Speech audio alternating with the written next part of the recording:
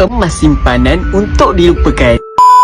Antara masalah saya bila simpan duit dalam Ekobank, selalu je cek balik. Bila dalam kepala dah tahu berapa jumlah dalam Ekobank, mulalah terfikir nak beli itu ini, macam-macam rasa nak beli. Bila rasa berduit, mulalah bulan ni keluarkan sikit, bulan depan keluarkan sikit lagi. Lama kelamaan simpanan pun makin sikit. Tak tahu berapa jumlah simpanan semasa. Tahu-tahu je bila cek, dah banyak dah. Tuan-puan tahu tak simpanan apa tu? Iaitu melupakan simpanan dengan emas. Jadi dengan emas ni saya jadikan sebagai simpanan untuk dilupakan. Simpan dan terus lupakan. Saya tak tahu pun berapa jumlah simpanan yang saya ada. Yang saya tahu berapa gold bar dan dinar emas yang saya ada. Dan yang bestnya, bila mana kita simpan emas ni, tak perlu risau tentang dividen banyak ataupun sikit. Sebab trend emas ni untuk jangka masa panjang dia memang sentiasa meningkat. Dan kenaikan harga emas meningkat 9 hingga 10% setiap tahun. Lagi lama kita simpan emas, lagi banyaklah keuntungan yang kita dapat daripada simpanan emas kita. Jadi untuk tuan-puan yang nak mulakan simpanan emas, berapa pun bajet tuan-puan, boleh kontak saja nombor di bio saya untuk saya bantu simpanan emas tuan-puan. So, dapat satu, cek komen. Jangan lupa follow.